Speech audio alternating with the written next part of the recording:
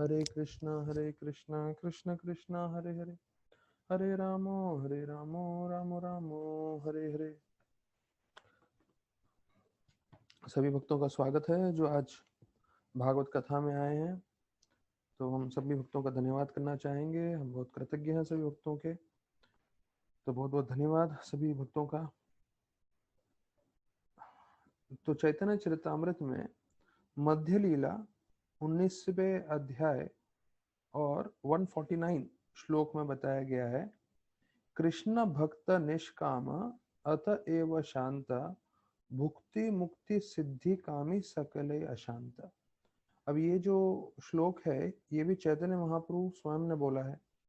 तो जैसे हम देखते हैं गीता के सारे श्लोक भगवान ने बताए हैं, अधिकांश जो भगवान ने जिनमें से बोले हैं तो वो सारे के सारे प्रमाणिक है, वैसे ही भागवतम के श्लोक पूरे प्रमाणिक है। तो वैसे ही चैतन्य महाप्रभु उन्होंने जो शिक्षण दिए हैं, जो चैतन्य चरितामृत में कृष्णदास कविराज गोस्वामी ने वर्णन किया है, वो भी संपूर्ण रूप से प्रमाणिक है। और यहाँ चैतन्य महाप्रभु मतलब कृष्णा स्वयं जो है बता रहे हैं कि जीवन में जो है अगर आपको शांत रहना है या संतुष्ट रहना है या खुश रहना है तो उसके लिए हमें एक चीज आवश्यक है कि हमें निष्काम बनना पड़ेगा। तो यहाँ बताते हैं अनुवाद में कि एक जो भक्त होता है कृष्ण भगवान का, उसकी कोई इच्छा नहीं होती, इसलिए वो हमेशा संतुष्ट रहता है, शांत रहता है। और बाकी बताया जाता है कि जो लोग भोग करना चाहते हैं, यहाँ तक कि किसी को मुक्ति चाहिए या भौतिक ऐश्वर्य चाहिए, वो कभी भी जो है वो शांत नहीं रह सकते। तो देखिए ये बहुत महत्वपूर्ण चीज आ रही है चर्चा में कि हम सब जीवन में जो है यहाँ पे शांत शब्द इस्तेमाल किया है बंगाली में, कृष्ण भक्त निष्काम अतएव शांत। शांत मतलब प्रभुपा लिख रहे हैं पीसफुल इंग्लिश में। तो हम सब जो है जीवन में संतुष्टि चाहते हैं, जीवन में अपना जीवन आनंद से बिताना चाहते हैं। तो उसके लिए एक बहुत महत्वपूर्ण मुद्दा ये है कि हमारे पास कोई इच्छा नहीं होनी चाहिए, कम से कम भौतिक रूप से। आध्यात्मिक रूप से जो इच्छा आप करना चाहते हैं वो प्रामाणिक है, क्योंकि उससे आप भक्ति में प्रगति करते हैं। लेकिन भौतिक रूप से आप जब भी इच्छा करेंगे वो आपके अशांति का कारण बनेगा।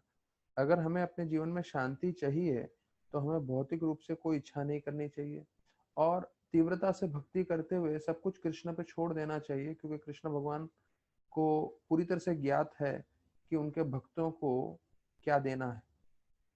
तो भगवान पूरी सृष्टि चला रहे हैं, तो ऐसा नहीं है कि भगवान को मालूम नहीं है कि हाँ फलाना फलाना ये भक्त को क्या चाहिए और उसको दूं कि नहीं दूं, ऐसा सब उनमें विचार नहीं है। तो इसलिए जो है तो इसलिए इसके में अंदर वर्णन करते हैं कि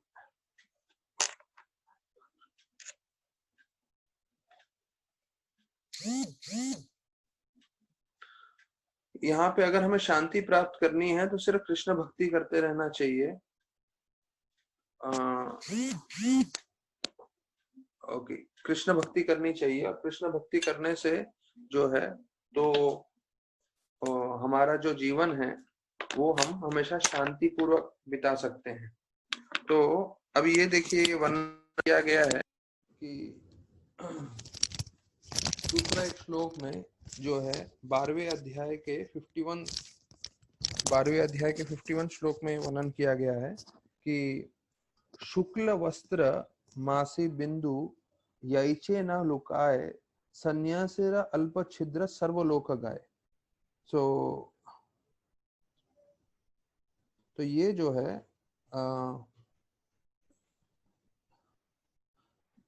इसके अंदर वर्णन किया गया है कि अगर एक सन्यासी है, तो सन्यासी मतलब एक भक्त भी है, उसके साथ भी आप तुलना कर सकते हैं।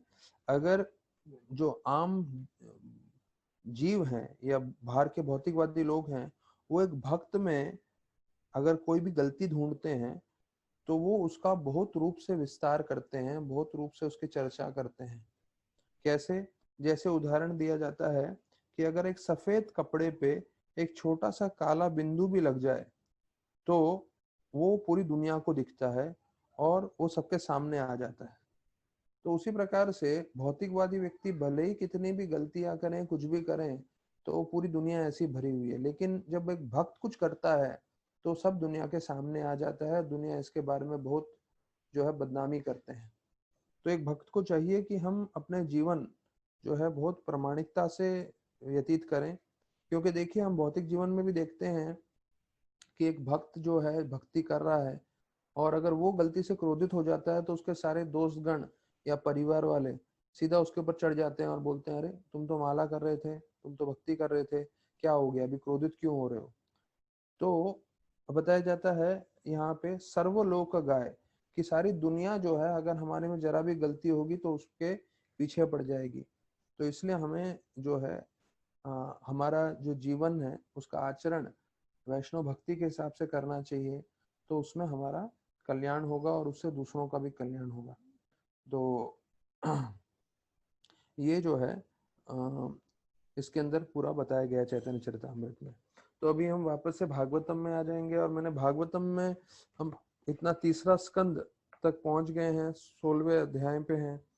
तो विशेष रूप से मैंने जो है इस अध्याय के जो है 6 से 12 श्लोक अपने तरफ से अपने नोट्स में इंपॉर्टेंट श्लोका करके मार्क कर दिया है, क्योंकि अभी तक हमने इतने सारे जो है अध्याय में इतने सारे श्लोक पढ़े और इतना सब हमने चर्चा किया, पर इन श्लोकों में जो भगवान जिस तरह से अपना प्रेम बता रहे हैं भक्तों के लिए और कितनी मुख्य चीजें बता रहे हैं कि कैसे हम भगवान को प्रसन्न कर सकते हैं, ऐसे क्या कार्य हैं जिससे भगवान जो हैं प्रसन्न नहीं होते, और कैसे ब्राह्मणों को भोजन कराना चाहिए, कैसे वो भगवान अपने भक्तों की रक्षा करते हैं, कैसे भगवान जो हैं अपने भक्तों की सेवा करते हैं और भक्तों के चरणों की रज वो स्वीकार करने के लिए तैयार रहते हैं, अर्थात भक्तों की सेवा करने के लिए वो तैयार रहते हैं।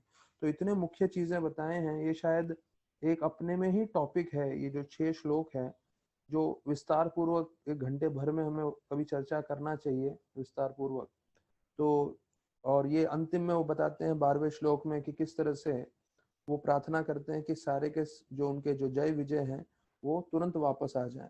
तो फिर से वही प्रेम बता रहे हैं कि भगवान जो है हमारे विरह में है और वो विरह में जो है चाहते हैं कि जो जीव है इस भौतिक जगत में जो भोग करने के लिए आए हैं वो वापस आ जाएं।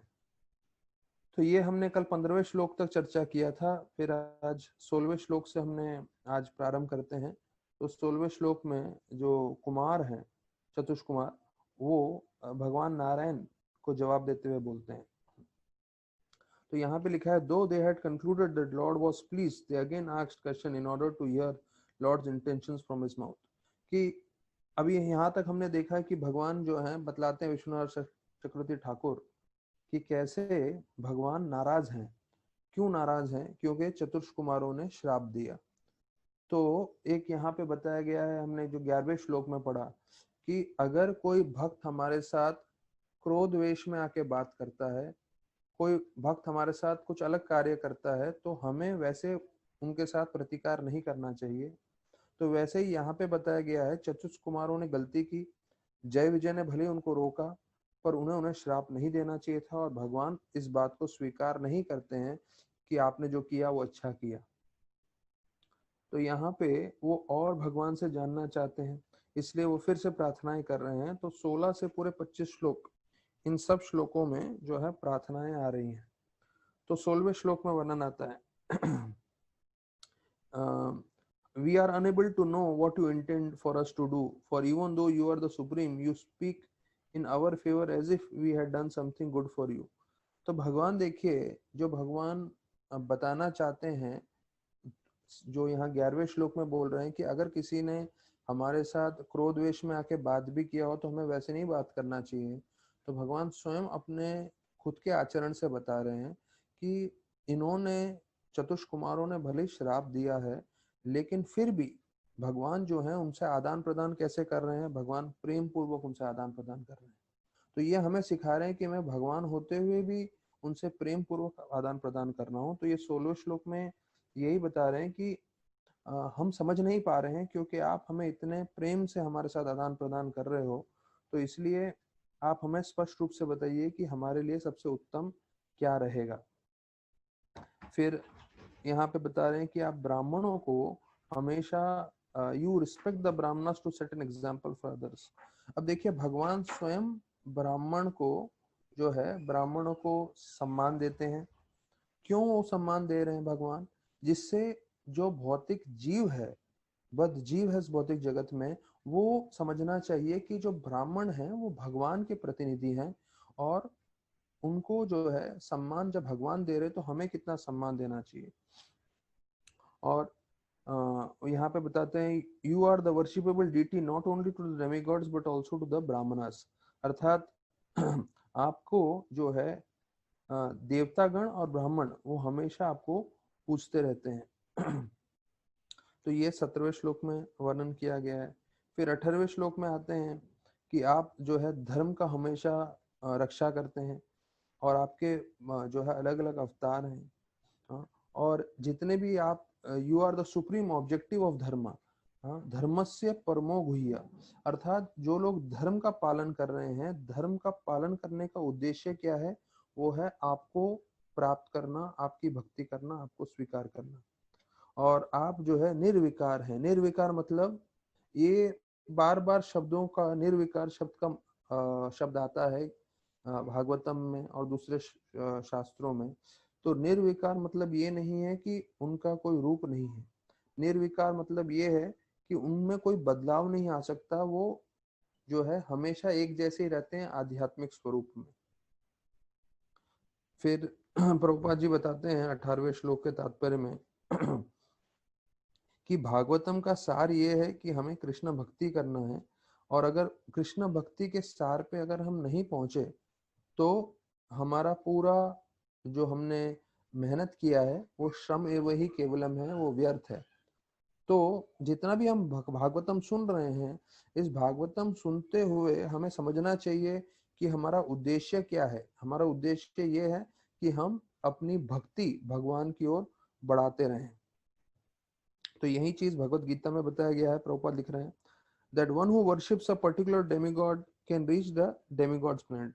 तो ये एक श्लोक आता है गीता में, यान्ति देवे यथा देवान पित्र यान्ति पितृविता भूतानि यान्ति भूतेज्य यान्ति यद यज्ञोपिमाम। तो इसमें स्पष्ट किया है कि आप किसकी पूजा कर रहे हो, तो जीवन के अंत में आप उनके पास पहुंच जाओगे। और इसमें 4 श्रेणी दिया गया है। एक है देवताओं की पूजा करना, एक है हमारे पितृ, पितृ मतलब हमारे जो पूर्वज हैं उनकी कोई आराधना करता है, उनकी कोई पूजा करता है। ये कई जो तमोगुणी लोग होते हैं, जो लोग भूत प्रेत की जो है पूजा करते हैं, जो काले जादू टोना करने वाले हैं, या अधिकांश लोग जो तमोगुण में हैं, तो लोग भूत प्रेत की पूजा करते हैं, तो वो लोग उनके पास पहुंच जाते हैं जीवन के अंत में। और अंतिम में ये बोल रहे हैं कि कोई कृष्ण भगवान की पूजा करता है तो जीवन के अंत में वो कृष्ण भगवान के पास पहुंचता है। तो प्रभुपाद बोल रहे हैं कई कई लोग होते हैं जिनके मन में ये विचार है, हम किसी की भी पूजा करेंगे हम भगवान कृष्ण के पास पहुंच जाएंगे। तो ये गलत धारणा है, इसको बिल्कुल भगवान ने स्वीकार नहीं किया है। आप किसी की भी पूजा करोगे आप भगवान के पास नहीं पहुंचोगे। आपको जो है भगवान की ही पूजा करनी है, तब आप जो है भगवत धाम जा सकते हो। तो बोलते हैं भगवान, भगवान के भक्त और भगवान का धाम, तीनों को सनातन बताया गया है। तो सनातन मतलब ये एटर्नल है, अर्थात अनित्य काल के लिए आध्यात्मिक जगत में है। भगवान भी, भगवान के भक्त भी, हाँ, और भगवान का धाम भी। तो जिस चीज के लिए हम भक्ति कर रहे हैं, तो वो एक अनित्य काल के लिए आध्यात्मिक जीवन में है, आध्यात्मिक जगत में है। तो वो जब हम प्रवेश करेंगे तभी हमें मालूम चलेगा कि हम किस चीज के लिए इतना जो है आध्यात्मिक हम भक्ति कर रहे थे, प्रगति कर रहे थे। तो फिर बताते हैं 19वें श्लोक में आपकी कृपा से ही जो योगी हैं वो कभी कभी मुक्ति प्राप्त कर सकते हैं। हाँ, तो ऐसा कौन व्यक्ति है जो बोल सकता है कि मुझे आपकी कृपा नहीं चाहिए? अर्थात आपकी कृपा पे तो सब कुछ निर्धारित है। तो यहाँ पे बताते हैं यहाँ तक कि लक्ष्मी भी आपको कभी छोड़ के नहीं जाती है। हाँ, और ब्राह्मण हमेशा आपकी सेवा करते हैं। तो ये बताया जाता है भगवान के शक्ति का एक स्वरूप है कि लक्ष्मी भी कभी उनको त्यागती नहीं है, लक्ष्मी भी हमेशा उनकी सेवा करती रहती है।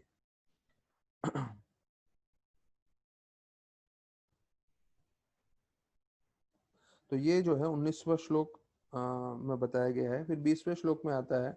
20वां श्लोक महत्वपूर्ण है, हम सब साथ में चर्चा कर सकते हैं। यम वै विभूतिरुपयति अनुवेलमन्येर अंतरावतिभिः स्वशिरसधृतपादरेणु धन्यार्पितांग्रेर्तुलसी नव दाम दाम्नो लोकम मधुव्रतपतेर इव कामयान।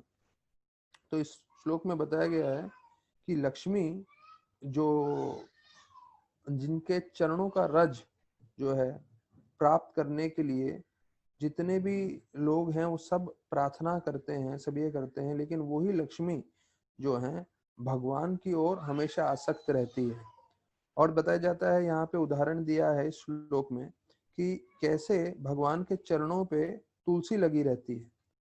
तो जैसे जो मधुमक्खी है उस तुलसी के गंध से, तुलसी के खुशबू से जो है वो हमेशा आकर्षित रहती है, उसी प्रकार से लक्ष्मी जी भी जो है भगवान के चरणों की धूलि से हमेशा आकर्षित रहती है और वो हमेशा भगवान के पास ही रहना चाहती है।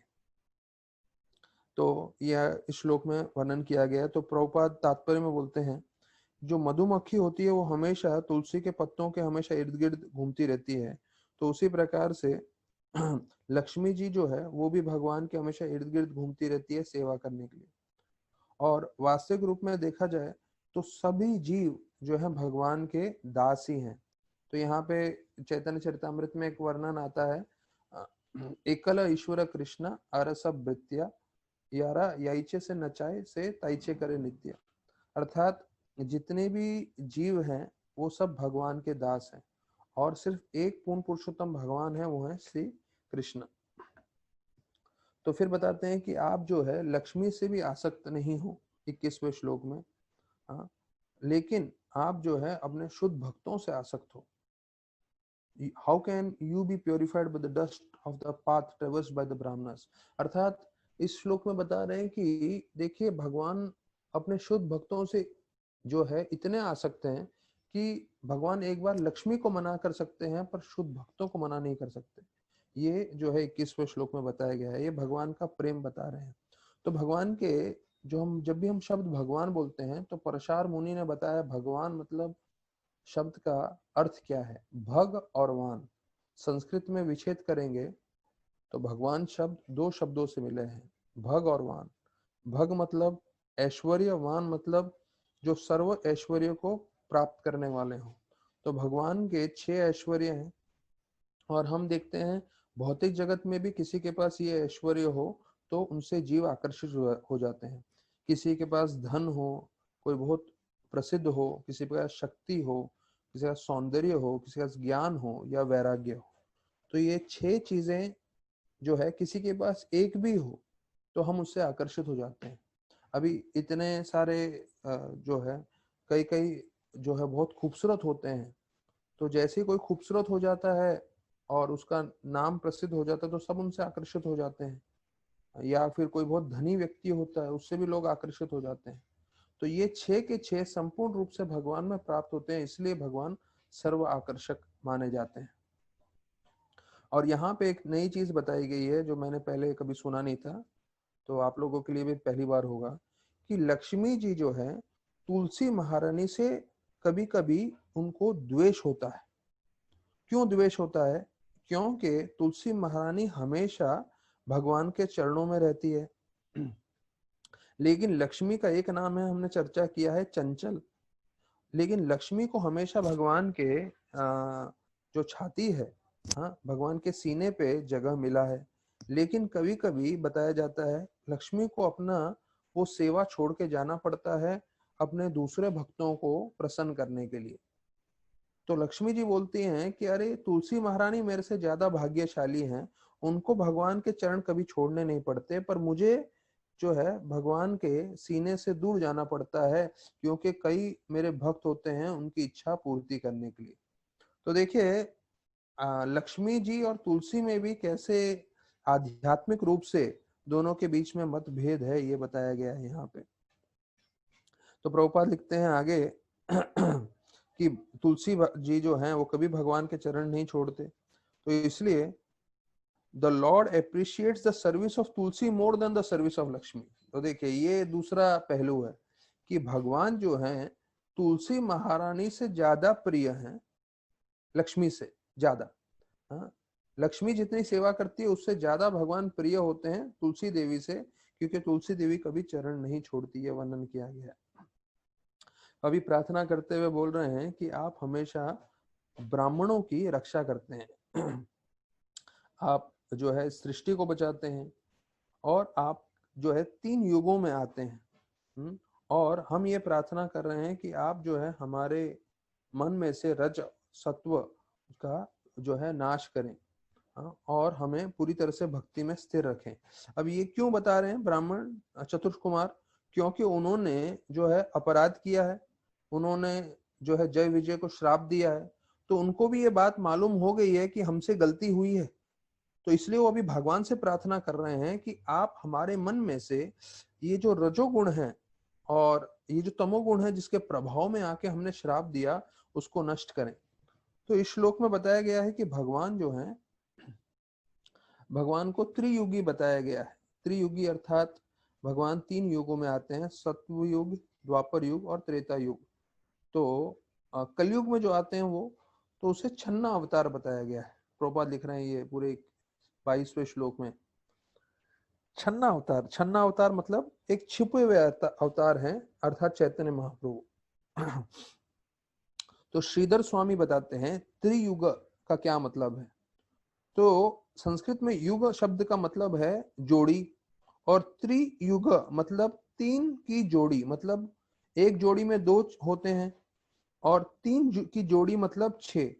तो ये जो त्रियुगी है, इसका मतलब श्रीधर स्वामी बताते हैं कि भगवान 6 ऐश्वर्य से संपूर्ण है, जो हमने 6 ऐश्वर्य चर्चा की है पिछले श्लोक में। तो श्रीधर स्वामी का कहना है त्रियुगी मतलब भगवान 6 ऐश्वर्य से पूरे भरे हुए हैं। फिर प्रभुपाद बताते हैं कि चैतन्य महाप्रभु को क्यों छुपा हुआ बताया गया है, क्योंकि वो एक कृष्ण भगवान के भक्त के रूप में आते हैं। वास्तविक रूप में वो कृष्ण स्वयं है, पर वो ये नहीं दिखाते कि मैं कृष्ण स्वयं हूँ, वो ये दिखलाना चाहते हैं मैं कृष्ण भगवान का भक्त हूँ। तो प्रभुपाद लिखते हैं कि अभी यहाँ पे प्रार्थना क्या हो रही है, जो चतुर्ष कुमार हैं वो प्रार्थना कर रहे हैं कि हे प्रभु नारायण, हमें रजो और तमोगुण से हटाइए, जिसके कारण हम प्रभावित हुए और हमसे गलती हुई। प्रभुपाद बोल रहे हैं हम जैसे भक्तों के लिए कि जो कृष्णा कॉन्शियस मूवमेंट में जुड़े हुए हैं, वो अपने आप रजोगुण और तमोगुण से छूट जाएंगे, अगर वो चैतन्य महाप्रभु ने जो शिक्षण दिया है कि हम रोज सुबह उठ के जप करेंगे ध्यान पूर्वक, तो उससे हम सुरक्षित रहेंगे। तो ये प्रभुपाद बता रहे हैं कि चैतन्य महाप्रभु खास देने आए हैं हरे कृष्णा महामंत्र, हरे कृष्णा कृष्ण कृष्ण हरे हरे, हरे राम राम राम हरे हरे। तो हर एक भक्त को चाहिए कि वो ब्रह्म मुहूर्त में जितना हो जितना हो सके ध्यान पूर्वक जप करे, तो उससे जो है रजो और तमो गुण के प्रभाव से हम बच जाएंगे। तो फिर बोलते हैं कि देखिए वैकुंठ में है, उन्होंने फिर भी जो है भगवान के भक्तों को श्राप दिया, और उनको अपनी ये जो गलती है, ये कमजोरी है, वो समझ में आ गई। इसलिए वो भगवान को प्रार्थना कर रहे हैं कि हमें ये गलती हमसे दोबारा ना हो, तो उसके लिए आप हमें जो है कृपा दीजिए। तो बोलते हैं कि भक्त को, जो हरे कृष्णा के भक्त हैं, उनको भी नियम पालन करने चाहिए। कौन से नियम है? यहाँ गैम्बलिंग नहीं बोल रहे हैं, उसके अलावा तीनों चीज प्रभुपाद बोल रहे हैं इस श्लोक में, कि इलिसिट सेक्स नहीं करना चाहिए, इंटॉक्सिकेशन नहीं करना चाहिए, और मीट ईटिंग की जगह प्रभुपाद इधर अलग चीज बोल रहे हैं। प्रभुपाद बोल रहे हैं हमें कुछ भी नहीं खाना चाहिए जो प्रसाद न हो। और प्रसाद की परिभाषा क्या है? प्रभुपाद बोल रहे हैं प्रसाद मतलब वो भोजन जो भगवान कृष्ण को अर्पण हो। प्रभुपाद बोल रहे हैं कि हमें ऐसा कुछ भी नहीं खाना चाहिए जो भगवान को अर्पण न हो। तो एक भक्त को हमेशा ध्यान रखना चाहिए कि वो कुछ भी मुंह में डाल रहा है तो वो भगवान को अर्पण हो। तो कभी कभी ऐसा होता है कि भक्तगण बाहर ट्रैवलिंग कर रहे होते हैं और तब हो सकता है उनके पास विग्रह ना हो, तो मानसिक रूप से हमें ऑफर करना चाहिए। जैसे मैं उदाहरण देता हूँ, अगर आप कभी बहुत प्यास लग रही है और कभी नारियल पानी पी रहे हैं, तो अभी रास्ते पे नारियल पानी अगर आपने लिया है तो नारियल पानी जो है आप जो है रास्ते पे ही आपको पीना है। तो मानसिक रूप से उसको ऑफर कर लेना चाहिए भगवान को, उसके बाद उसको ग्रहण करना चाहिए। तो यहाँ पे प्रभुपाद बोल रहे हैं कि एक भक्त मतलब प्रसाद के बिना वो कुछ भी अपने मुख में नहीं डालता है। तो ये चीज ध्यान रखना है सभी भक्तों को, हमेशा उनको जो है भगवान को सब चीज अर्पण करके खाना चाहिए। और फिर बोलते हैं कि तीन चीजें हैं, एक है तपस्या, एक है स्वच्छता और एक है कृपा। तो ये तीनों चीजें जो है भक्तों में कैसे आती हैं, तो वो बताते हैं वो कृपालु हैं क्योंकि वो जानवरों की हत्या नहीं करते, वेजिटेरियन रहते हैं। दूसरा, वो स्वच्छ क्यों रहते हैं, क्योंकि वो जो भगवान का भोग है वो ही खाते हैं, भगवान का प्रसाद, और कुछ नहीं खाते। और तपस्या कैसे करते हैं, वो जो है पराय स्त्री या पुरुष का संबंध नहीं करते, इसलिए वो तपस्या करते हैं। तो यहाँ पे लिखा है austerity is represented by sex life. तो देखिए, ये हमारे लिए जीवन पर्यंत तपस्या रहेगा कि अगर हम जो है पराय पुरुष और पराय स्त्री की तरफ आकर्षित ना हो। तो ये भौतिक जगत में पूरी तरह से व्याप्त है, तो हमें इससे बच के रहना है, तो यही तपस्या है। तो यहाँ पे भागवतम में एक और तपस्या की परिभाषा आ गई है। तपस्या मतलब प्रभुपाद बोलते हैं कि जो हमें अच्छा नहीं लगता फिर भी हम अपने आध्यात्मिक उन्नति के लिए करते हैं। तो हमने गीता में सुना है तपस्या मतलब सुबह को उठ के 16 माला जप करना ब्रह्म मुहूर्त में, उसे तपस्या प्रभुपाद बोलते हैं। दूसरी जगह तपस्या में के लिए बोलते हैं कि एकादशी में जितना आप व्रत कर सकें, फास्टिंग कर सके, वो तपस्या है। और यहाँ पे तपस्या बोल रहे हैं अगर हम जो है पूरी तरह से अपना जो सेक्स लाइफ है उसको कंट्रोल कर सकें, तो उसे तपस्या बता रहे हैं। तो जितना ये तपस्या करेंगे हम उतना आध्यात्मिक भक्ति में उन्नति करेंगे। फिर बताया जाता है भगवान खुद अपने उदाहरण से कई चीजें सिखाते हैं। तो जैसे गीता में बताया गया है यद्यत आचरति श्रेष्ठ सततेव तर्जुना। तो यहाँ पे भी वर्णन किया गया है कि भगवान अपने आचरण से कई चीजें बता रहे हैं जिससे सारी दुनिया सीख सकते हैं। तो बोलते हैं कि वो स्वयं ब्राह्मणों को बचाते हैं, वो स्वयं ब्राह्मणों को पूछते हैं और उनको साथ जो है बहुत मीठे शब्दों से आदान प्रदान करते हैं। तो जब भगवान स्वयं ऐसे करते हैं तो हम सब जीवों को यही सीखना है कि ये सबसे मुख्य चीज है कि हमें ब्राह्मणों से बहुत ध्यान पूर्वक हमें आदान प्रदान करना चाहिए, हमें उन सम्मान देना चाहिए, हमें उन्हें पूजना चाहिए। क्यों? क्योंकि भगवान स्वयं कर रहे हैं। तो यहाँ पे बताते हैं प्रभुपाद तात्पर्य में कि हमें हमेशा शुद्ध भक्तों का अनुसरण करना चाहिए। अनुसरण और अनुकरण दोनों अलग चीजें हैं। अनुसरण मतलब उनके पद चिन्हों पे चलना चाहिए, अनुकरण मतलब कॉपी मारना। तो हम महान भक्तों को कॉपी नहीं मार सकते पर उनके पद चिन्हों पे चल सकते हैं। तो प्रभुपाद यहाँ पे एक मुख्य चीज बता रहे हैं जो काफी महत्वपूर्ण है, जरा ध्यान दीजिए इस बात पे। प्रभुपाद लिख रहे हैं ये 23वां श्लोक के तात्पर्य में, महाजन ये न गथा सपंथ, कि हमें महान भक्तों के पद चिन्हों में चलना है। अगर हम सिर्फ शास्त्रों पे निर्भर रहेंगे तो हम कभी कभी गलती कर सकते हैं। Sometimes we can be misled, we cannot understand और follow the different spiritual injections. तो देखिए, हो सकता है हम जिस स्तर पे हैं, हम जिस स्तर पे भक्ति कर रहे हैं, तो हम शास्त्र पूरी तरह समझ नहीं पाए, या समझने में हमसे कोई चूक हो जाए, हम गलती कर लें। तो सिर्फ शास्त्र पे निर्भर नहीं होना चाहिए, शास्त्र के साथ साधु के साथ भी हमें निर्भर होना चाहिए। तो यहाँ पे ये चीज वर्णन किया गया है, महाजन ये न कथा सपंथ, मतलब जो शुद्ध भक्त हैं, जैसे प्रभुपाद हैं, उसके बाद प्रभुपाद के बाद उनके जो शिष्य हैं, इतने सारे सन्यासी हैं, हमारे गुरु वर्ग हैं, और वो और साथ साथ इतने ब्रह्मचारी हैं, तो वो सब जो है अपने जीवन के आचरण से बता रहे हैं, तो उनसे हमें मार्गदर्शन लेना है। और जो सीनियर काउंसलर्स हैं वो भी यही चीज बता रहे हैं, तो उनके साथ हम जो है सुरक्षित रहेंगे।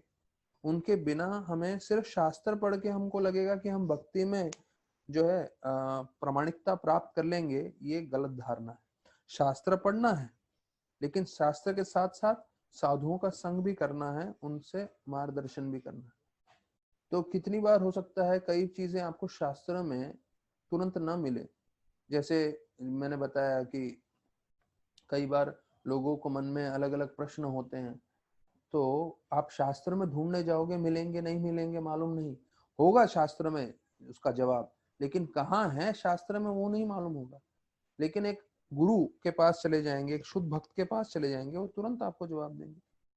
जैसे मेरा एक फेमस आनंद प्रभु के साथ का जो है स्टोरी है कि आनंद प्रभु एक बार बहुत ही परेशान थे, बहुत ही तकलीफ में थे और बहुत फ्रस्ट्रेट हो गए थे अपने लाइफ में। और वो राधानाथ महाराज के पास चले गए और बोलने लगे, महाराज बहुत हो गया, महाराज बहुत हो गया, अभी तो मैंने सहन नहीं कर सकता, मैं इतना तकलीफ है, इतना परेशानी है। तो वो इतने तकलीफ, परेशानी और फ्रस्ट्रेशन में थे, और वो महाराज के पास गए और महाराज को अपना पूरा जो है दिल खोल के बताए कि महाराज अभी तो सहन भी नहीं होता महाराज मेरे से। तो महाराज देखिए कितने अच्छे से उनको मार्गदर्शन किए। महाराज बोले, इन सब तकलीफों में आनंद प्रभु, अगर आप एक चीज सीख लो, अगर सिर्फ एक चीज सीख लो, तो ये सारे तकलीफें जो हैं आपके लिए सबसे बड़े जो है आपके सबसे बड़े दोस्त बन जाएंगे, आपका सबसे बड़ा कल्याण करेंगे, अगर आप एक चीज सीख लो इन सब तकलीफों से। तो बोले क्या महाराज? तो महाराज ने बोला, आपको ये समझना चाहिए ये भौतिक जगत बहुत बेकार है और मुझे इस भौतिक जगत में नहीं आना है। तो किसी भी तरीके से मुझे भक्ति करनी है और ये जीवन मेरा अंतिम जीवन होना चाहिए। अगर आपने ये सीख लिया इन तकलीफों में, तो ये तकलीफ जो है आपको जो है आपका उद्धार कर देंगी और ये तकलीफों से आपका पूरी तरह से कल्याण होगा। तो जब उन्होंने ये सुना, तो भले ही वो इतने प्रॉब्लम में थे, टेंशन में थे, एंजाइटी में थे, प्रेशर में थे, लेकिन राधानाथ महाराज के मुख से ये सुनने के बाद उनका पूरा मानसिक जो है टेंशन पूरा खत्म हो गया और पूरी तरह से वो संतुष्ट हो गए। तो देखिए ये फर्क होता है एक शुद्ध भक्त के संपर्क में जाने का, और शुद्ध भक्त के संपर्क में जाने से वो कितने सारी चीजों के ऊपर जो है हमें ज्ञान दे सकते हैं। एक बार एक भक्त ने पूछा था, कभी ऐसा ना एक समय आएगा ही जब हम हमारे गुरु के साथ नहीं रहेंगे, जैसे भक्ति चारू महाराज चले गए हैं आध्यात्मिक जगत में, तो वो हमारे साथ भी होगा। तो ऐसे समय क्या करना है, राधानाथ महाराज को पूछा। तो राधानाथ महाराज ने गीता के 10वें अध्याय के 9वें श्लोक का वर्णन करते हुए बोला कि मच्चिता मदगता प्राणा बोध्यंतश्च परस्परम कथ्यंतश्च माम नित्यम तुष्यन्ति च रमन्ति च। तो महाराज बोले कि प्रभुपाद चले गए थे, उसके बाद हमने उनके शिक्षणों में आश्रय लिया, उनकी वाणी में आश्रय लिया, और पूरी तरह से हम भक्ति भाव में लगे रहे। और मच्चित मतग्रत प्राणार कि भक्तों का मन किस में लगा रहता है? भगवान की वाणी में, भगवान की कथा में, और वो एक दूसरे को प्रोत्साहन देते हैं हरि कथा करके, तो या हरि कीर्तन करके, हरि नाम करके। तो महाराज बोले ये जो सबसे मुख्य श्लोक है गीता का, इसके आधार पे हमें जीवन व्यतीत करना है।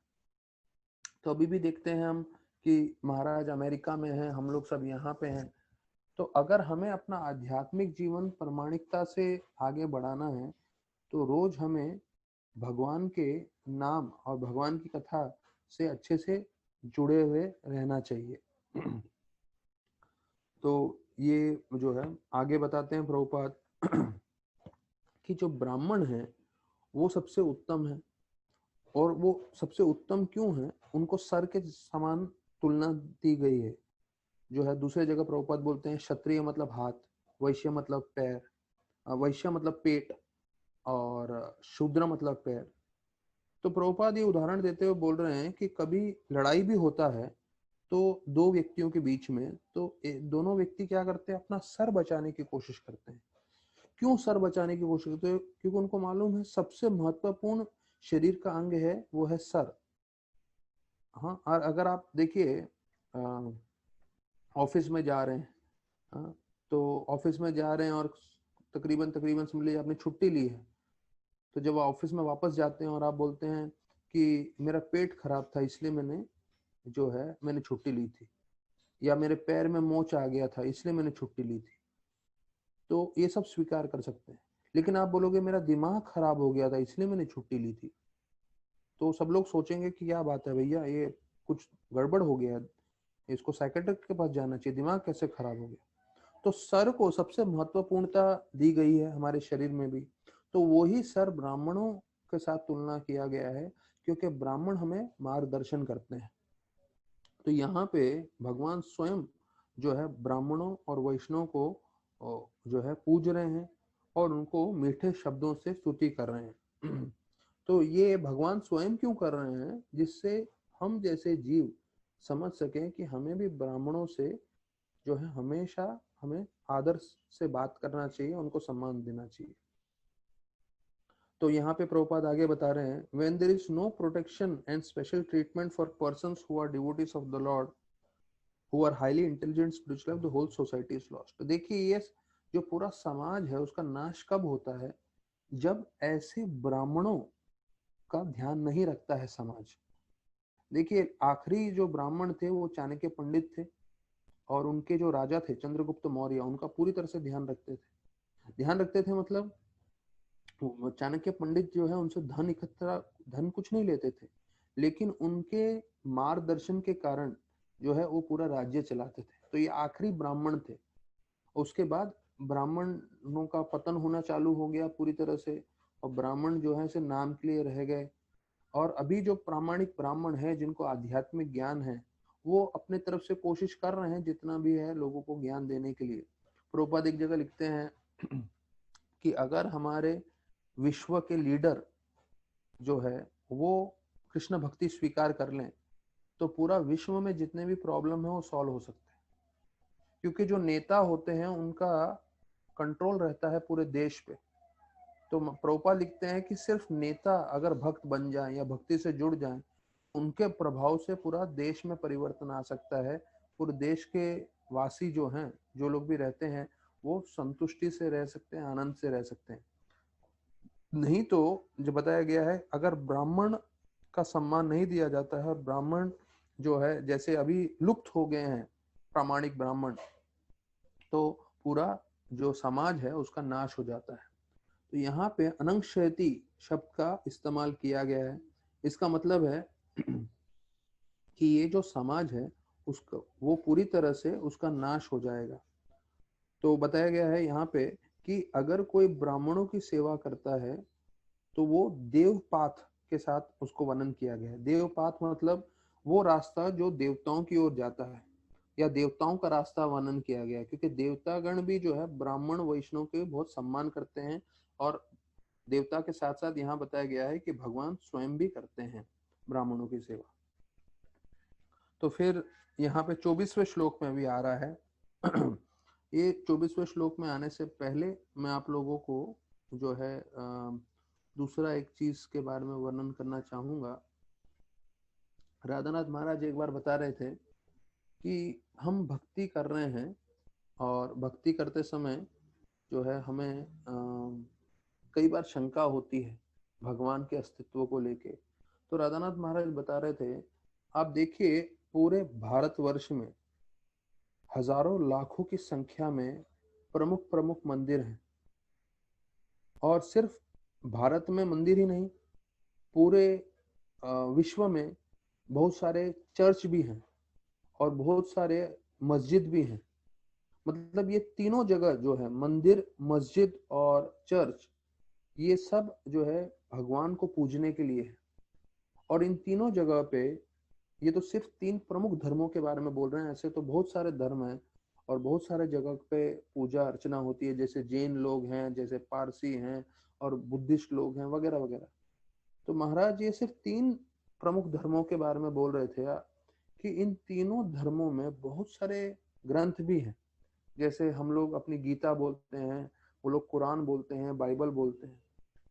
तो ये सारे मंदिर, मस्जिद, चर्च, इतने सारे शास्त्र, और इन शास्त्रों और इन मंदिरों के पीछे, मस्जिदों के पीछे या चर्च के पीछे हजारों लाखों लोगों ने अपना जीवन दिया है।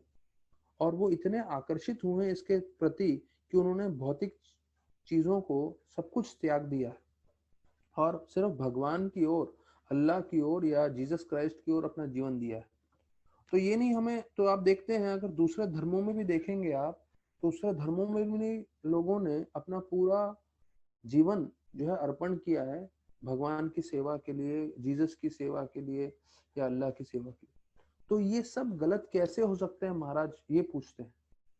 हाँ, हमें आपको शंका हो सकती है भगवान को लेके, हमें ये मार्ग को लेके शंका हो सकती है, लेकिन हमें सिर्फ बुद्धि लगा के सोचना चाहिए कि इतने सारे लोगों ने इतने सारे धर्मों में इतना शास्त्र पढ़ के अपना पूरा जीवन दिया है, और सिर्फ अभी नहीं, हजारों सालों से ये रीति चलती आ रही है। इसका मतलब ये पूरी तरह से प्रमाणिक है और हमें मेहनत करना चाहिए, तो हम भी इस मार्ग में जो है सार्थकता प्राप्त कर सकते। और देखिए, ये आपको मैं दूसरा चीज बताऊं कि भारत में जो है 100 साल जो है ब्रिटिशर्स ने रूल किया, 100 से भी ज्यादा, पर फिर भी क्रिश्चियनिटी आज भी भारत में सिर्फ 2.5% है, 2.5%, 100% में से। क्यों? क्योंकि हमारा कल्चर इतना स्ट्रांग था, वो इतना चाहते हुए भी जो है बदलाव नहीं कर पाए। 100 साल पूरे भारत पे उन्होंने राज्य किया, पर वो हमारे जो कल्चर है उसको तोड़ नहीं पाए। तो यही कल्चर जो है धीरे धीरे हमारे पूरे घरों में प्रवेश कर चुका है, इंटरनेट के जरिए और मोबाइल के जरिए और टीवी के जरिए। तो महाराज वही बता रहे थे, जो कई साल मुसलमान लोगों ने तो कम से कम 300 साल तक राज किया था भारत पे, पर वो हमारी संस्कृति तोड़ नहीं पाए। फिर ब्रिटिशर्स जो हैं 100 साल जो है हमारे पे राज किए, वो हमारी संस्कृति तोड़ नहीं पाए। लेकिन ये टेलीविजन जो है उसने तोड़ दिया। हर घर घर में लोग जो है अपनी संस्कृति भूल के जो है पूरी भौतिक चीजों के प्रति आकर्षित हो रहे हैं और उनका मन पूरी तरह से इंद्र भोग में लग रहा है। तो हमें ध्यान रखना चाहिए इसके ऊपर। और दूसरा बताते हैं कि देखिए, जब हम प्रचार करते हैं, अभी ये तो ब्रिटिशर्स तक के टाइम का हो गया, 1947 से पहले तक का। अभी उसके बाद क्रिश्चियंस लोग ने बहुत जगह कन्वर्जन किया है, ये सबको मालूम है। तो वो अभी मैं वसई में हूँ, वसई में भी बहुत सारे मराठी लोग जो हैं मुस्लिम ये क्रिश्चियन बन गए हैं, थॉमस और वगैरह वगैरह नाम से। तो कन्वर्जन उन्होंने पूरे देश में करने की कोशिश की, पर सबसे कम कन्वर्जन जो है वो कहाँ पे किए? वो था बंगाल में। बंगाल में सबसे कम कन्वर्जन कर पाए वो। ऑल ओवर इंडिया में उन्होंने कन्वर्जन करने का कोशिश किया और कई जगह पे वो कामयाब भी हुए। तो राधानाथ महाराज बोलते हैं, इनके कन्वर्जन करने से, क्रिश्चियन बनाने से कुछ ज्यादा फर्क नहीं पड़ने वाला है, क्योंकि जो मराठी लोग थे जो पहले भक्त नहीं थे, वो लोग नॉनवेज खा के शराब पी के सो जाते थे। अभी क्रिश्चियन बन गए हैं तो वो लोग फिर नॉनवेज खा के शराब पी के सो रहे हैं। तो वो लोग वास्तविक रूप में कुछ बदलाव नहीं ला रहे हैं, बस उनका नाम बदल दिया और उनको लग रहा है कि हाँ हमारा क्रिश्चियन संख्या बढ़ गई है। पर राधानाथ महाराज बोल रहे थे इस विषय पे कि इससे कुछ खास कल्याण नहीं होने वाला है लोगों का। ये लोग सिर्फ अपना नंबर बढ़ाने के लिए कर रहे हैं, पर वास्तविक रूप में इससे किसी का भी फायदा नहीं होगा। अच्छा, अभी ये जो बंगाल में है सबसे ज्यादा कम कन्वर्जन इसलिए हुआ है क्योंकि जय पताका महाराज ने पूरी तरह से पूरे बंगाल में जो है प्रचार किया, और चैतन्य महाप्रभु बंगाल में प्रकट हुए, और उन्होंने जो चैतन्य चरितामृत जो है वो बंगाली भाषा में है। तो इसलिए बंगाल के लोगों को मालूम है कि चैतन्य महाप्रभु भगवान है, और उनकी पूजा करना, अर्चना करना बहुत आसान था। और सारे गांव गांव में, घर घर में उन्होंने प्रचार करवा दिया अपने भक्तों के द्वारा। उनके 50,000 से भी ज्यादा शिष्य हैं। तो इसलिए सबसे कम कन्वर्जन बंगाल में हुआ। तो ये पूरे जो ये देखते हैं स्टैटिस्टिक्स, उसमें सब जो है इस्कॉन को इस बात का क्रेडिट देते हैं, सम्मान देते हैं कि आप लोगों के प्रचार के कारण जो है ये क्रिश्चियंस लोग बंगाल में कन्वर्जन नहीं कर पाए। तो ये देखिए अभी जो इस्कॉन के द्वारा भी जो है हम लोग प्रचार करने की कोशिश कर रहे हैं। तो मैंने जैसे बताया, प्रभुपाद बोलते हैं अगर नेता, जो देश के मंत्री, प्रधानमंत्री, बड़े लोग हैं, अगर वो बदल जाएं तो वो कितना बदलाव ला सकते हैं। अभी हम लोग जो है इस्कॉन में जो है मेहनत करके पूरे भारतवर्ष में 30 लाख बच्चों को भोजन करा रहे थे। अभी तो बंद है, नहीं तो 30 लाख बच्चों को प्रसाद हम लोग खिला रहे हैं। ये सिर्फ इस्कॉन अपने तरफ से मेहनत कर रहा है। इसलिए अगर वही चीज नेता या प्रधानमंत्री की तरफ से आ जाए और पूरे देश में प्रचुर मात्रा में हर जगह प्रसाद बंटने लग जाए तो कितना बदलाव होगा और कितना रूप से हम पूरा परिवर्तन कर सकते हैं। प्रभुपाद जी एक जगह लिखते हैं कि वास्तविक रूप में पहले जो जगन्नाथ मंदिर है वहां पे लाखों लोगों को जो है रोज का वो भोजन कराते थे। लाखों को, लाखों मतलब जो भी आता था, हजारों की संख्या में कोई आ जाए या 1 लाख लोग भी आ जाए तो भोजन कराते थे। क्यों? और उसमें पैसा चार्ज नहीं करते थे। और वैसे जो है प्रसादम के लिए हमारे सारे मंदिर पूरे भारतवर्ष में जो है प्रसिद्ध थे। आप किसी मंदिर में भी चले जाओ, किसी मंदिर में भी, आज से तकरीबन तकरीबन 50 60 70 साल पहले की बात है, कोई भी मंदिर में आप जाइए आपको भरपेट प्रसाद मिल जाएगा। तो ये हमारा कल्चर था। और फिर बताया जाता है गवर्नमेंट ने ऐसा पॉलिसीज बनाया कि नहीं नहीं, मंदिर को इतना पैसा देने की जरूरत नहीं है, इतना भोजन नहीं बांटना चाहिए। और उसके बाद सब होटल आ गए, सब आ गए। नहीं तो होटल नाम की चीज भारत में थी ही नहीं। प्रभुपाद खुद लिखते हैं कि मेरे पिताजी रोज 10 से 15 से 20 ब्राह्मण लोग को बुला के, साधुओं को बुला के घर में भोजन कराते थे। देखिए 15 20 लोगों को, हाँ यहाँ पे 1 2 लोग को भी भोजन कराना कभी कभी भारी पड़ जाता है हम लोग। तो ये पूरा वर्णन कर रहे हैं कैसे हमारा संस्कृति था। और आज भी अगर उस संस्कृति का अगर हम पालन करें जितना भी हो सके तो उससे बहुत जो है जीवन में बदलाव आ सकता है।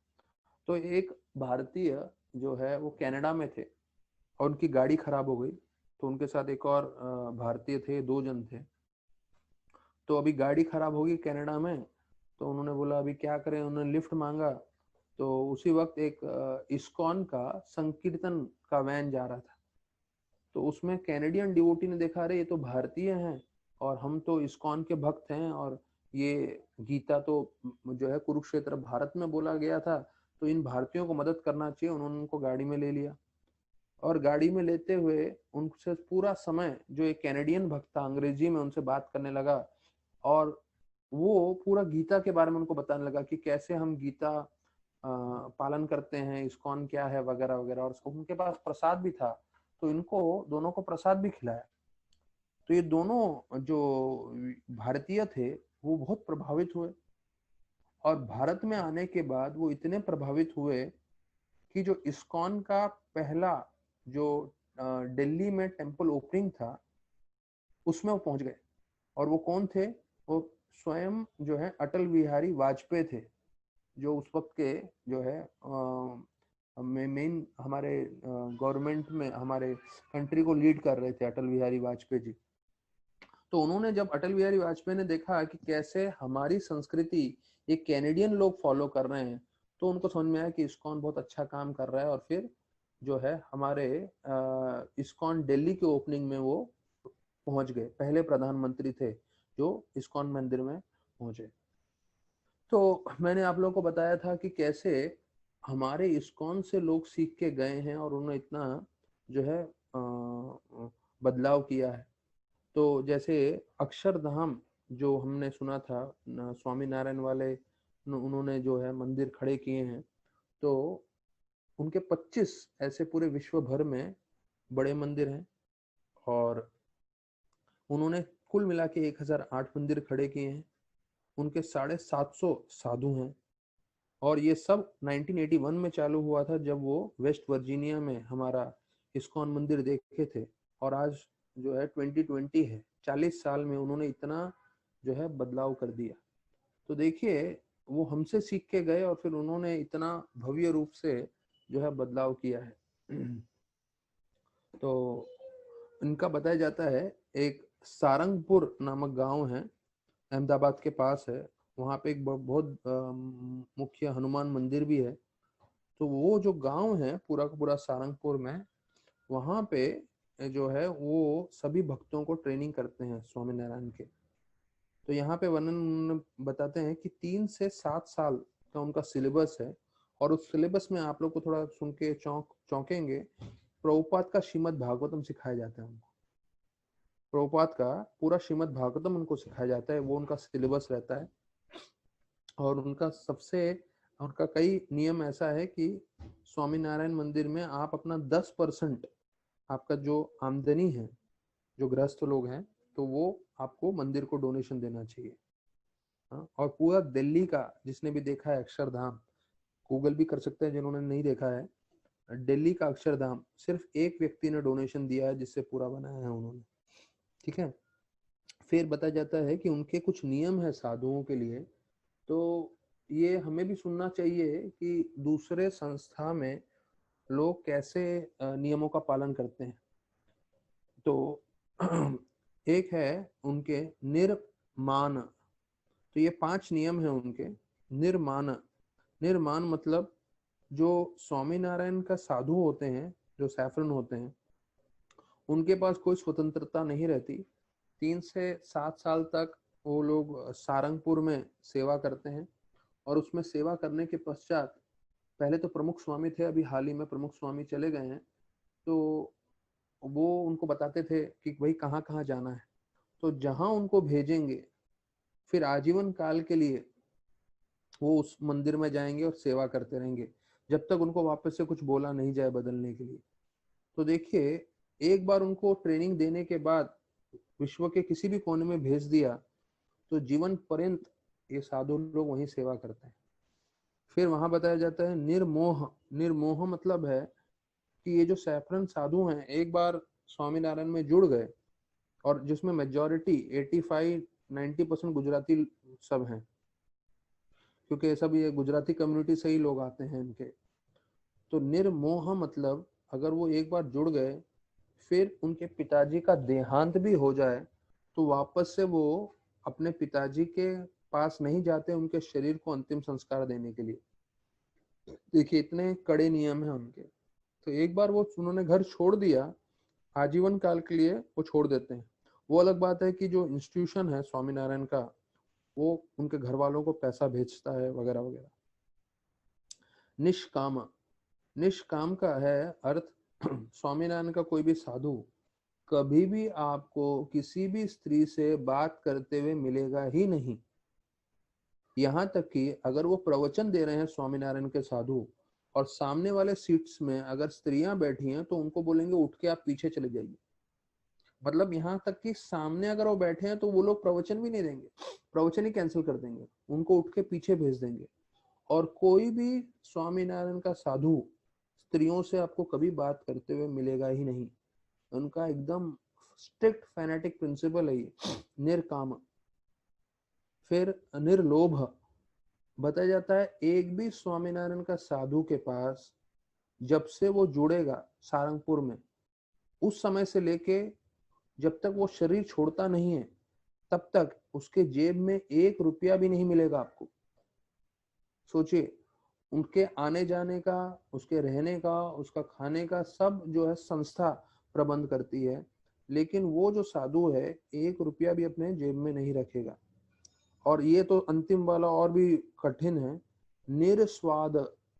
निरस्वाद मतलब उनको जीवा से भोग करके आनंद करने का अनुमति नहीं है। उनको जो भी मिलेगा सब मिक्स करके खाएंगे। तो उनका खाना ऐसा रहता है जिसमें वो स्वाद का, टंग का एंजॉयमेंट नहीं कर पाए। मैं उदाहरण देता हूँ, जैसे अपना फीस्ट होता है, तो फीस्ट में हमें कैसे मिलता है, चावल, दाल, सब्जी, पूरी, और साथ में गुलाब जामुन, तो पकोड़ा। तो अगर यही स्वामीनारायण साधु को खाना होगा वो क्या करेगा, सबको चावल, दाल, पकोड़ा, पूरी, सब्जी, गुलाब जामुन सबको खिचड़ी जैसा बना देगा। मतलब पूरा स्वाद नष्ट कर देगा पूरे खाने में, उसके बाद स्वीकार करेगा। तो ये प्रमुख स्वामी से लेके जो है नया ब्रह्मचारी सब इसका पालन करते हैं। देखिए इतने कड़े नियम पालन कर रहे हैं, इसलिए तो इतना उनका सम्मान करते हैं, इसलिए इतने सारे जो है उनका 1008 मंदिर उनके खड़े हुए हैं। तो देखिए बिना तपस्या के, जैसे मैंने आपको पहले बताया, there is no shortcut to success. अगर कामयाबी चाहिए तो कामयाबी के पीछे मेहनत करना पड़ता है। तो वो स्वामीनारायण के साधु जो हैं इतना तपस्या कर रहे हैं, इसके कारण उनको इतना फल भी मिल रहा है, पूरे विश्व में इतने प्रसिद्ध भी हैं वो। तो अभी हम वापस से अपने 24वें श्लोक में आ जाते हैं। यहाँ पे भगवान को बोल रहे हैं कि आप जो है समुद्र हैं सत्व गुण के, never want the auspicious part to be destroyed. आप कभी नहीं चाहते कि ये जो भक्ति का शुभ मार्ग है वो कभी भी जो है किसी तरह से उसका विनाश हो। आप तीनों लोक के कर्ता हैं, तीनों लोक के निर्माण करने वाले हैं। त्रिअधिपते है, त्रिअधिपते मतलब आप जो है तीनों लोक के स्वामी हैं। आप जो है पूरी सृष्टि को संभालते हैं। विश्व भर्तु, ये सब इस श्लोक में आता है, इन शब्दों का प्रयोग। तो अगर आप नम्र रहते हो तो नम्र रहने से जो है आपकी शक्ति कभी कम नहीं होती, ऐसे करके वर्णन करते हैं। अर्थात ये तो आपके दिव्य लीलाएं हैं। This is your transcendental pass times करके बताते हैं। तो अभी यहाँ प्रभुपाद बता रहे हैं तात्पर्य में कि भगवान जो है एक ग्वाले के समान घूमते हैं व्रज में। हमें सब मालूम है कृष्ण भगवान वृंदावन में गैया चराते हैं, और भगवान जो है कुरुक्षेत्र में जो है युद्ध करते हुए मदद करते हैं अर्जुन को।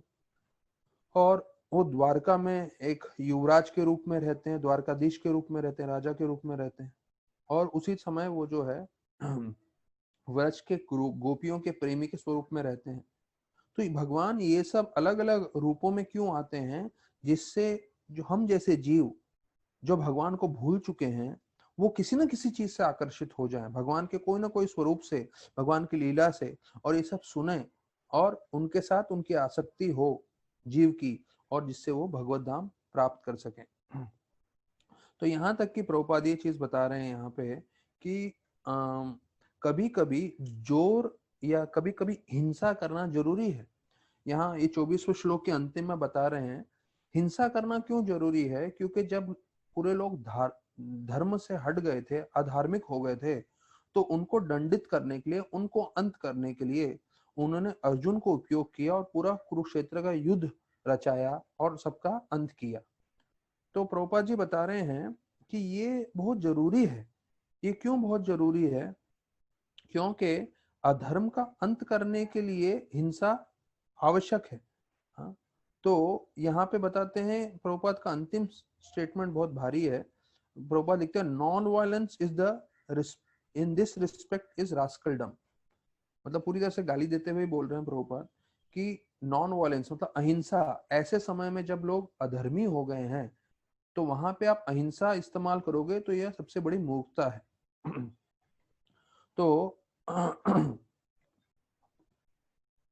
तो बहुत अधर्म हो जाता है तो हिंसा करना बहुत जरूरी है, तभी वो अधर्म का नाश हो सकता है।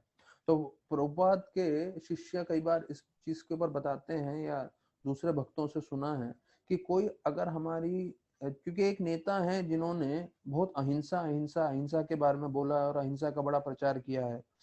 तो मैंने पहले बताया था इसके ऊपर कि कोई हमारी बहन, बीवी, बेटी, माता के साथ दुर्व्यवहार करेगा, हाँ, तो आप उस समय अहिंसा नहीं बोल सकते कि हम अहिंसा का पालन करते हैं। नहीं, तुरंत वो अहिंसा का जो उनका नियम है वहीं पे वो खत्म हो जाता है।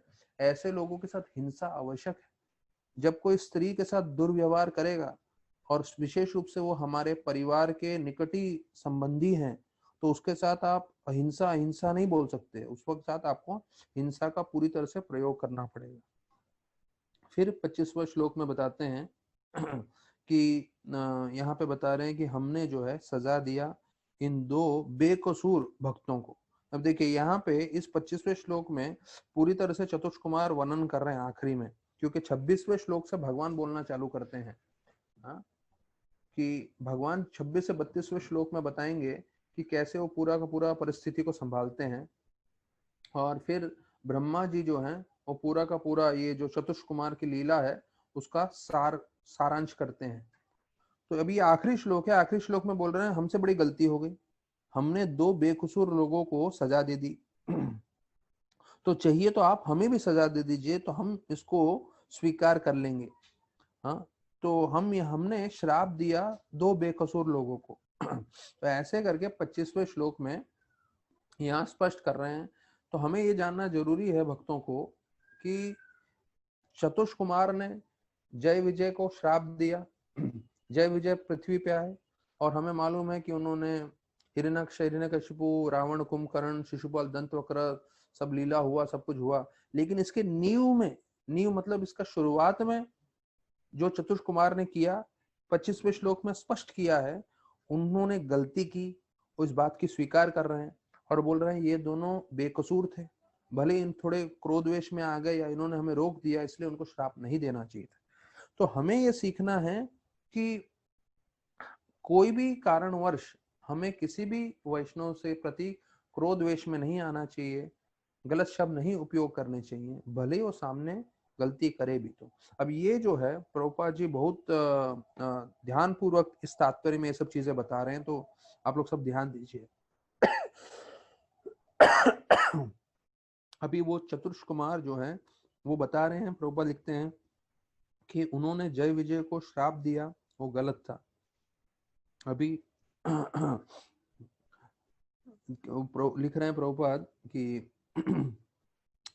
they are now conscious that persons who engage in the service of the Lord cannot be fault at any stage। कि भगवान के भक्त अगर जब सेवा कर रहे हैं तो सेवा करते समय उनसे कोई गलती हो गई तो वो गलती का तरफ हमें ध्यान नहीं देना चाहिए। भक्त कभी गलती नहीं कर सकता, और अगर वो कभी गलती कर भी रहा है तो समझना चाहिए ये सिर्फ कुछ समय के लिए है और उसे हमें ज्यादा ध्यान नहीं देना चाहिए। भगवान उसको वापस से सही मार्ग पे लेकर आ जाएंगे। हाँ और इसलिए वो जो है पश्चाताप करने लगे कि हमने जय विजय को जो है हमने श्राप दिया। तो बोलते हैं जब भक्तों से हम आदान प्रदान करते हैं तो हमें भक्तों में दोष नहीं देखना चाहिए। पहला एक चीज है, हमें भक्तों में दोष नहीं देखना चाहिए। और फिर बोलते हैं गीता में भी बताया गया है अपि चेता सुरा दुराचारो भजते माम अन्य भक्त साधुरेव से मंतव्य। अगर कोई भक्त गलती करता भी है तो भगवान उसको जो है पूरी तरह से आश्रय देते हैं और भगवान ये बताते हैं कुछ समय में वो अपनी गलती से बाहर आ जाएगा और उसका कल्याण होगा। तो ये जो है बहुत महत्वपूर्ण है। इस श्लोक में हमने ये चीज सुन ध्यान रख लीजिए, हमें कभी भक्तों में दोष नहीं ढूंढना है, और अगर दोष है भी तो वो उनमें और भगवान के बीच में है, भगवान उनका शुद्धिकरण कर देंगे। हमें अपराध नहीं करना चाहिए वैष्णव का, अगर वैष्णव का अपराध करेंगे उससे हमारा जो है भक्तिमय जीवन में जो है नुकसान हो सकता है। तो इसके साथ अभी हम यहीं पे विराम देंगे, आखिरी 10 मिनट बचे हैं। तो हम जर्नी होम में राधानाथ महाराज काबुल में जो है पहुंचे हुए हैं, और खंडार में कल हमने देखा महाराज कैसे उन लोगों से मिलते हैं जो हशीश का बड़ा जो है चरस गांजा जैसा ले रहे थे हशीश को, और पूरे धुएं से उनके पूरे जो है खांस खांस के उनकी तबीयत खराब हो रही, ये खांस खांस के इतने बुरी तरह से ये कर रहे थे, फिर भी वो नशा ले रहे थे। और महाराज ने वहां कसम खा लिया कि मैं कभी भविष्य में नशा नहीं करूंगा। तो महाराज भी बता रहे हैं कि वो काबुल में बस में जा रहे थे, तो वहां पे जो बस में जाने वाले थे वो कई किसान लोग थे, और उस बस में क्या है पूरा वर्णन करते हैं महाराज। बकरियां थी, भेड़ थे और मुर्गियां थी, और उनके साथ बीच में बैठे हुए जो है महाराज और यहाँ के उधर के लोकल खेती में काम करने वाले किसान थे। और महाराज जी एक अलग से व्यक्ति थे क्योंकि वो विदेशी थे, लंबे लंबे बाल थे, जीन्स टी शर्ट में थे महाराज। और बताया जाता है जैसे हर जगह का नियम था, वो बस एकदम से रुक गया और सारे के सारे जितने भी अंदर लोग ट्रैवलिंग कर रहे थे वो उसी वक्त रेगिस्तान में उतरे, और उन्होंने अपना चद्दर बैठाया फैलाया और तुरंत जो है नमाज करना चालू किया, हाँ, मक्का की तरफ देखते हुए। तो महाराज बोलते हैं सिर्फ मैं और जानवर गाड़ी के अंदर बैठे रहे। तो महाराज आगे बोलते हैं कि मैंने कहीं पढ़ा था कि अगर मनुष्य भक्ति ना करे तो वो जानवरों के समान है। तो महाराज बोलते हैं देखिए मैं और जानवर दोनों अंदर बैठे रहे, बाकी लोग सब बाहर भक्ति कर रहे थे। भक्ति मतलब नमाज कर रहे थे, जो भी वो ध्यान कर रहे थे, अल्लाह के लिए प्रार्थना कर रहे थे। तो फिर प्रभुपाद महाराज बताते हैं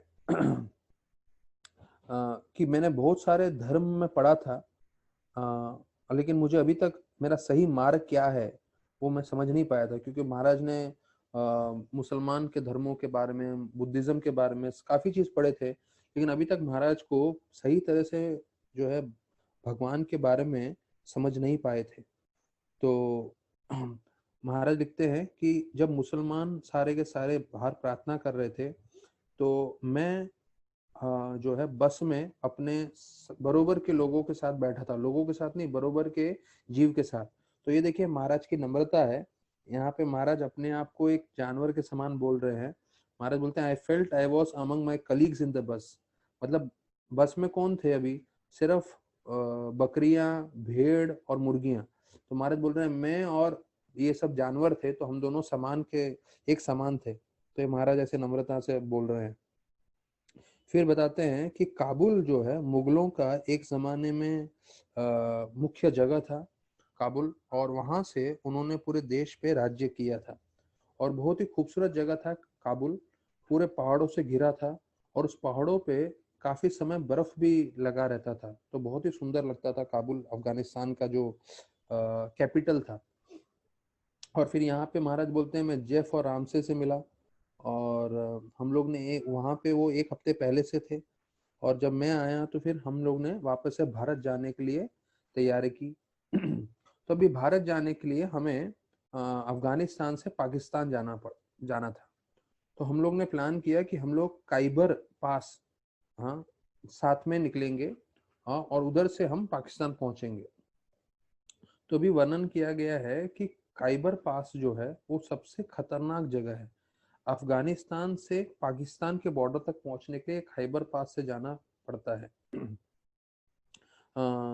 तो ये जो जगह है वो बहुत ही बेकार है, उसके ऊपर प्रभुपाद महाराज आगे बताते हैं। तो अभी हुआ ये था कि जेफ ने पहली बार तीनों के लिए टिकट लिया था, और गलती से जो इमिग्रेशन वाला थे उसने गलत डेट महाराज के टिकट पे डाल दिया। तो गलत डेट डालने के कारण जो है वो दोनों आगे निकल गए बस में से, और महाराज पीछे रुक गए, और टिकट भी उनके पास था। तो वो थोड़ी गड़बड़ होने के कारण, तो टिकट महाराज के पास है नहीं और वो लोग आगे निकल गए। तो वो लोग आगे निकल गए तो अभी महाराज पीछे रह गए, महाराज के पास पैसे भी नहीं है। और महाराज बोलते हैं कि मैं अभी काबुल में अकेला रह गया, और मैं सब जगह हिचहाइक कर सकता था, लेकिन ये खाइबर पास पे जो हम लोग ने सुना था वो बताया जाता है पूरे धरती पे ऐसा जगह था जहाँ पे कोई भी नियम पालन नहीं करता है। और ऐसे भयानक भयानक कहानियां हैं उस जगह के बारे में, कि अफगानिस्तान से पाकिस्तान का जो बॉर्डर है उसके बारे में, कि वहाँ पे लोग जो है एक जंगली व्यक्ति लोगों के जैसे रहते हैं। वहाँ पे कोई नियम नहीं है, हमेशा युद्ध करने के लिए तैयार रहते हैं, और कोई भी झगड़ा होगा तो उसका समाधान बंदूक, गोलियों और कत्ल से ही निकलता था। मतलब लोगों को मार ही डालते थे वो। यहाँ तक कि महाराज बोलते हैं मैंने इतनी कहानियां सुनी थी कि ये जो बस वाले हैं जो यहाँ से वहां जाते थे, उनको रोक के बंदूक लगा के जितने भी अंदर के लोग हैं सबको लूट लेते थे, सब लोग को कई बार मार भी देते थे। और कई बस वाले जो है आराम से जाने के लिए ऐसे गुंडों को, ऐसे डकैत लोगों को पैसा भी देते थे। तो महाराज बोलते हैं मेरे पास पैसा नहीं था, मैं टिकट भी नहीं खरीद सकता था, और अभी रात होने लगी। तो काबुल में बताया जाता है बहुत ठंडी थी, और मेरे पास तो गर्म कपड़े भी नहीं थे, और मेरे पास कोई जगह भी नहीं था जाने के लिए। तो मैं अकेला सड़क के किनारे बैठ के जो है ठंडी में थुथुर रहा था। और तभी मैंने अपना हारमोनिका निकाला, और जो है अपने होठों से उसमें हवा डालते हुए जो है अपने दिल से मैं संगीत गाने लगा। जैसे ही मैंने आँख खोली तो एक खूबसूरत सी जो है युवती वहां खड़ी थी मेरे बाजू में, और वो पूछने लगी, अरे आपको ठंड नहीं लग रही, और आपके पास तो कपड़े भी नहीं है। तो महाराज ने बताया कि कैसे मेरे दोस्त थे और वो लोग निकल गए और मैं यहाँ पे रह गया हूँ। तो वो लड़की बोलने लगी, मैं हॉलैंड से हूँ। हाँ, तो एक काम करिए ना, आप मेरे साथ चलिए। हाँ, मेरे मकान में। तो महाराज तो है बहुत जो है उनको, महाराज को बहुत अच्छा लगा कि चलो कोई मुझे बुला रहा है अपने घर पे रहने के लिए। तो महाराज बहुत कृतज्ञ थे इस स्त्री के प्रति। और फिर बताते हैं महाराज कि उसका घर जो है एक आलीशान बंगले के समान था, और वहाँ बड़े बड़े कर्टन थे और इतना अच्छा सोफा, डाइनिंग टेबल और सब था। तो महाराज को वहाँ पे बिठाया उन्होंने, और महाराज को लगा इतना अच्छा मकान में तो मैं अपने घर में रहता था, तभी मुझे इतना अच्छा अनुभव था जब मैं अब चिकागो में अपने माता पिता के साथ था। उसके बाद तो अभी तक महाराज बोलते हैं कि मुझे कभी अनुभव नहीं था। और फिर ये जो डच हॉलैंड की जो और औरत थी, वो महाराज को डिनर के लिए बुलाई, और डिनर में उन्होंने उनको ब्रेड पे अच्छे से मक्खन लगा के दिया, और बेक्ड वेजिटेबल्स, अलग अलग तरह की सब्जियां जो बेक किया हुआ था, और चॉकलेट केक मिठाई में महाराज को खिलाया। तो महाराज सोचने लगे, मुझे तो लगता है अच्छा हुआ मेरा बस छूट गया। हाँ, मेरे तो मतलब इतना अच्छा से मेरा आदर सत्कार हो रहा है करके महाराज तो खुश हो रहे थे। फिर बताया गया कि वो औरत बोलने लगी कि अगर आप जो है थक गए होंगे तो अभी आप सो जाइए, और मैं भी जाती हूँ अपने बेडरूम में सोने के लिए। तो जैसे ही महाराज सोए, तो वहां पे एक बहुत ही विशाल काया का व्यक्ति आया। तो महाराज ये औरत ने बोला कि ये मेरा बॉडी गार्ड है। ये है अफगानी वॉरियर, ये अफगानी सैनिक है, और ये जो है कुछ भी करने के लिए तैयार रहता है। तो महाराज ये जो अफगानी वॉरियर था उसका वर्णन करते हैं। ये 6 फीट 4 इंच का था, और इसका शरीर पूरे एक पहाड़ के समान था, और इसके शरीर में जितने भी जो हैं लिम्स, वो बताया जाता है ऐसे बड़े बड़े मसल्स थे। ऐसा लग रहा था मानो पूरा एक बहुत पहलवान व्यक्ति हो ये। और वो बोलने लगी कि ये तो मैंने देखा है कि ये एक मुक्का मार के किसी का भी सर फोड़ सकता है। ऐसा बोल के बोले, आप अभी सो जाइए। मतलब रिचर्ड राधानाथ स्वामी को बोले, अभी आप सो जाइए। तो महाराज जो है चद्दर अपने पे डाले और सोते हुए सोचने लगे, इस पहलवान के साथ तो मैं बहुत सुरक्षित हूँ, कोई मेरे पे कुछ आक्रमण नहीं करेगा, ये पहलवान है मुझे बचाने के लिए। ऐसा सोच के सो गए। और महाराज सोचने लगे कि देखो, नसीब की बात है, मैं कहाँ ठंडी में बाहर सड़क के किनारे मर रहा था, और ये औरत ने मेरे पे कृपा करके लेकर आई, और मुझे कितना अच्छा से खाना खिलाया, मैं कितना भाग्यशाली हूँ। और ऐसे करके महाराज सो गए।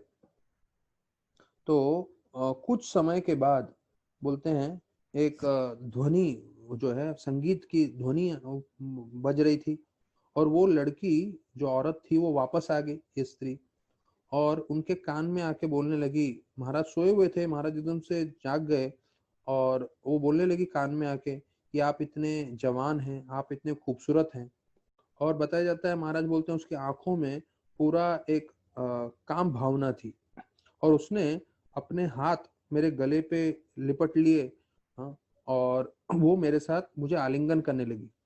तो मैं उसी वक्त, महाराज बोलते हैं, मैं सोचने लगा, अरे मेरा जीवन का उद्देश्य क्या है, मैं किसके लिए आया था, मैं ये भगवान की खोज में आया था, ये क्या कर रही है। तो महाराज उसको सीधे से बोल दिए, मुझे क्षमा करिए, मुझे ये सब आपके साथ प्रेम व्रेम नहीं करना।